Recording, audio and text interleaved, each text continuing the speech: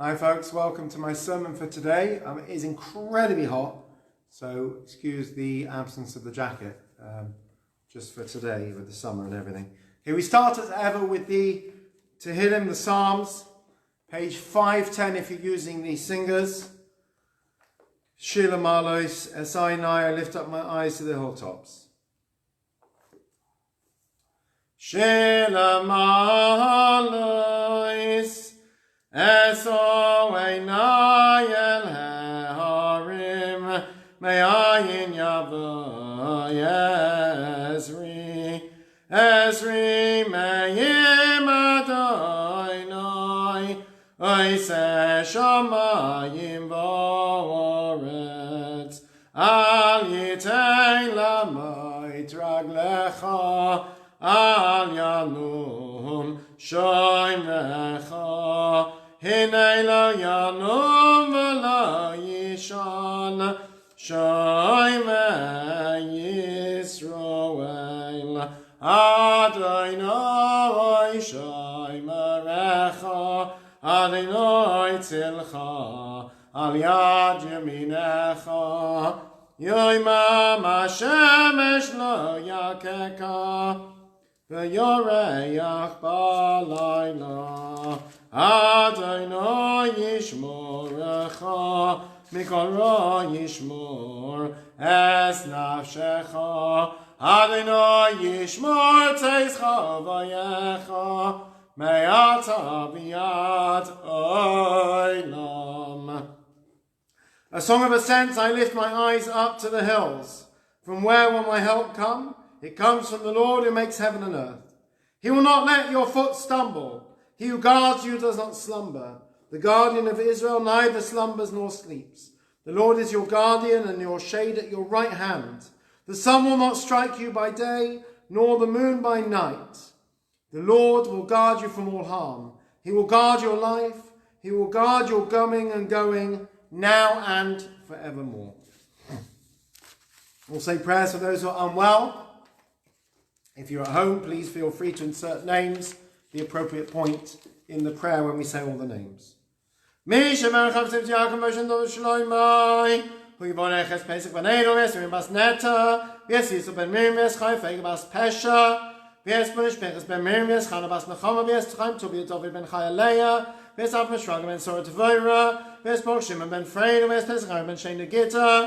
Shevas ben Chanaliba, Moshe Gershom ben Feiga, Yeshua Chona ben Miriam, Shlom ben Mindel, Avram ben Sar Peril, Moshe Elimelech ben Masha Feiga, Mordechai David ben Tzil, Yaakov ben Miriam, Michal ben Henya, Yonatan ben Sora, Kasriel ben Freida, Pinchas ben Nima, Yisrael ben Rosachiah, Baruch ben Tovachiah, Yehuda Chaim ben Esther Brocha, Shmuel ben Chama Esther, Shmuel Yehuda ben Kayla, Chaim Chaykel Meir ben Chana, Rafal Hershon ben Chana, Yemel ben Sorvis, Wolf ben Polin, Yitzchok Isaac ben Yudis Rachel, Nasan ben Shan, Mer ben Malka, David ben Tova, Moshe ben Shifra Rachel, Malka bas Chana, Esther Chana bas Tavira, Esther bas Rachel, Hershel bas Rachel, Francis bas Hershel, Leah bas Karen, Yisrael bas Sora, Dever bas Gitto, Sima Masha bas Yacha, Shlomis bas Chaylim, Ver bas Sorliba,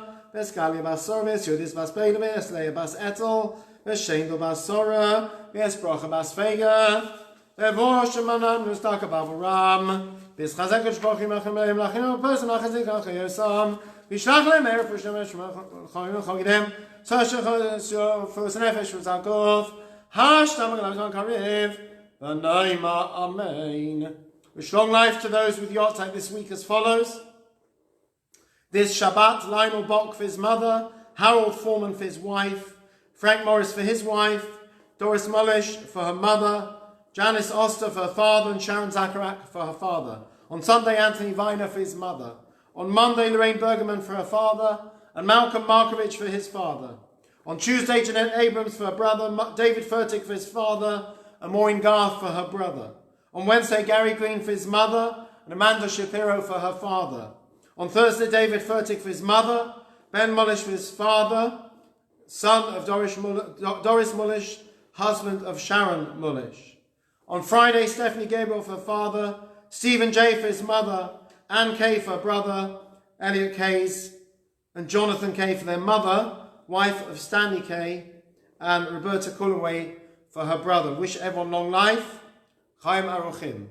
El Malerachamim, Sheikheim Vamreimim, Hamatzei Menuch Anachainakam Veshchina, B'ma'alois Kedoshim Tarim, Gezorigim Masirim Es Nishamois, Sarah Bas Avrom, Yes Rus Bas Aram, Yes Leah Bas Yitzhak, Yes Chana Bas Yaakov, Yes Yisro Ben Eliezer, Yes Avram Ben Anshel Levi, Yes Malk Bas Avrom, Yes Moshe Ben Avrom, Yes Yonasan Ben Moshe Yosef, Yes Aaron Ben Eliezer Levi, Yes Aaron Meir Ben Avram Yaakov HaKohen, Yes Rochel Leah Bas Laban, Yes Sarah Bas Mordechai David, Yes David Ben Sion, Yes Reuven Ben Moshe HaKohen, Yes Rivka Rezel Bas Mendel, Yes Herschel Yimek, Shalchur Loilamam, An Marachamim, Yasenem Seisek, and Abab Yoilamim, Yitzor B'Tocham Es Nishmas, Avad Loi Nachalasam, Yanuchu B'Shlomish Kavoisam, V'Naimar, Amen. We also wish long life to Dallas Fletcher on the sad passing of her sister this week. I wish her and the family long life. Chaim Aruchim. On a happy note, we wish Mazel Tov to Sharon Strong on her birthday, and to those with anniversaries this week: Audrey and Irving Angel, Gillian and Wally Oni, Debbie and Jeff Saltman, and Gerald and Carol Nathanson, for whom it is their diamond anniversary. Wish everyone Mazel Tov on those simchas, and only simchas and good health for many years to come. This week's Sedra Korach is all about arguments. Arguments for the sake of heaven, or arguments which are for the wrong reasons. Judaism, of course, is based on argument and discussion and question and answer. We've mentioned before, as Rabbi Sachs says, the biggest nachas a parent gets is when their child's Rebbe, the child's teacher, phones up and says, your son asked a great question today. So arguing, questioning, challenging is the Jewish way of life.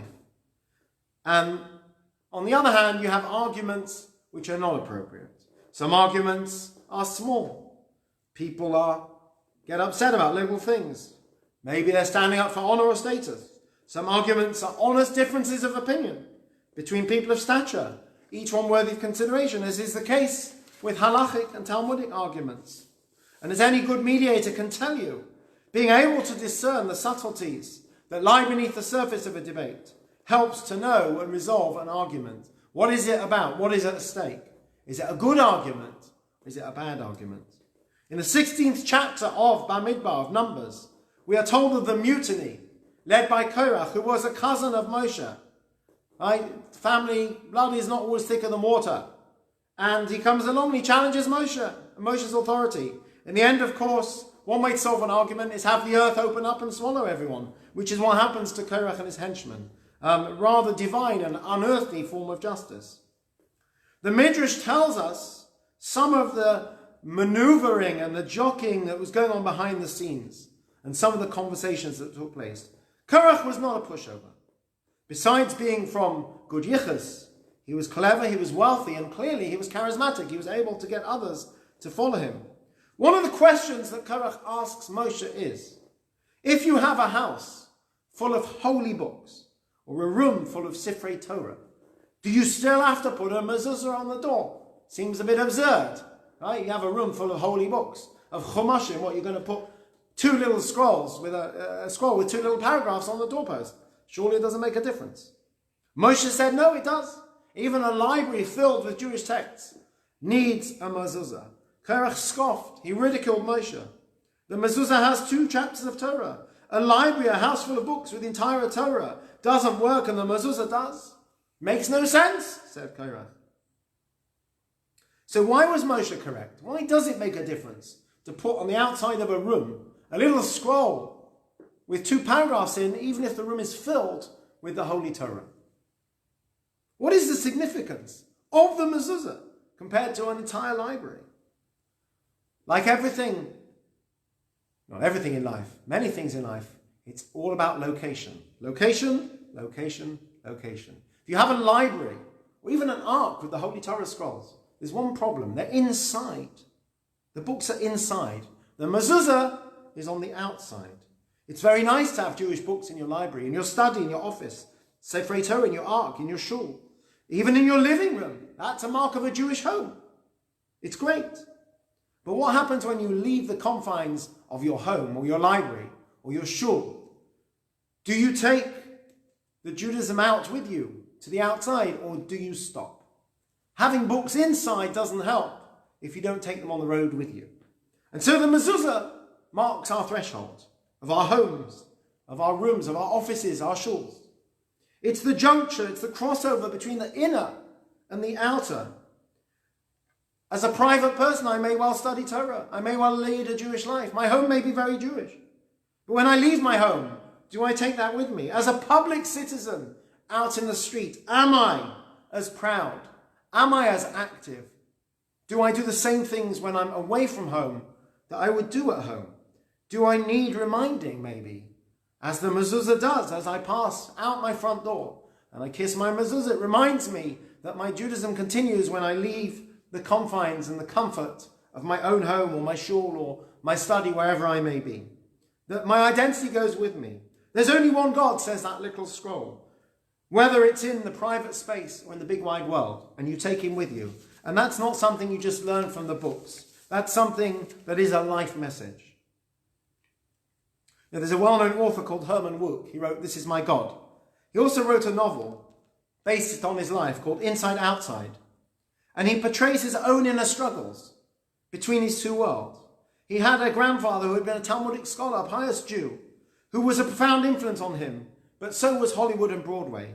And he says it took him a long time to find his way and eventually settle into a more observant lifestyle and still write best-selling books. Being Jewish on the inside is relatively easy. When we hit the outside, that's when we are tempted. That's when we face challenges and turmoil, identity crisis. The challenge of everyone, surely, is how we remain proudly Jewish, even when we face conflicting cultures or curious looks or even hostility. For the last few months, many of us have done our Judaism at home. We may not even face these kind of challenges. Do I have to take off work for Yom Tov? Everybody's working from home. Do I have to wear my kippah? Well, I'm walking around the house. Do I eat kosher when I go out? I'm not going out. As we hopefully make our way back to the public sphere, back to our shuls, back to our schools, our places of work, in the coming weeks and months, and hopefully in good health and with safety, these challenges will once again rear their heads.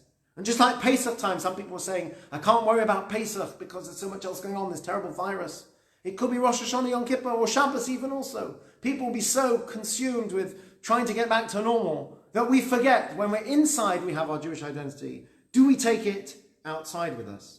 You know, in Germany, in the old days, they had a slogan which eventually went out the window. It was Yehudi b'veitecha, Adam b'tzeitecha. Be a Jew at home, but when you go out, just be a regular human being. We know that that didn't help anyone when it came to being persecuted, and it certainly doesn't help when it comes to identity. And today you walk around the streets of London or other cities around the UK, around the world. People wear traditional dress that reflects their national character, whether it's a Scottish kilt or a keffiyeh or religious dress. Everyone looks different. People have crazy hairstyles, especially now, with everyone growing their hair.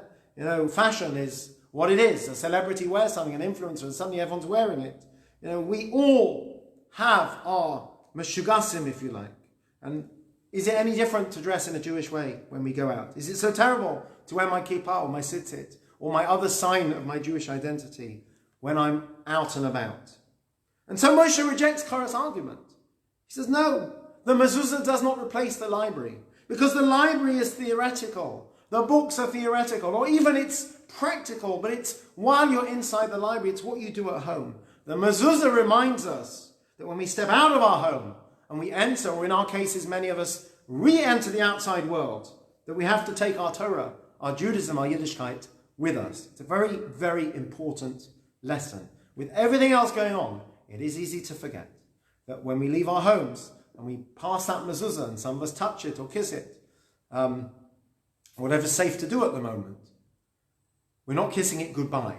We're acknowledging that we're taking all those values that belong in our home, all those books from the library, we're taking that on the road with us and applying it to everywhere we go. And people respect us for that. One of my podcasts was with Sasha Johnston, who's a magician, keeps Shabbat, and he was saying that in his experience, people respect people who have principles. Sometimes it's hard to adhere to one's principles, particularly when faced with economic challenges and turmoil and everything else going on around us. But people respect us more when we respect ourselves. People don't understand why. You're Jewish, why would you have a problem with ... And we take our Judaism with us. That mezuzah reminds us. That mezuzah on the front door and every other door in our house reminds us it's not just what's inside, but it's what we take on the road with us as well. This is going to be very relevant to all of us as we get back to some semblance of normality, having been at home for so long. And may we all find the strength to take that Judaism, which has grown, we've nourished and nurtured in our homes and in our families, not in our shuls and our schools. Now take that, and take that positive energy and take it on the road with us wherever we go and be that much stronger and prouder. And that's why Korach was wrong and Moshe was right. I wish everyone Shabbat Shalom. Take care and stay safe.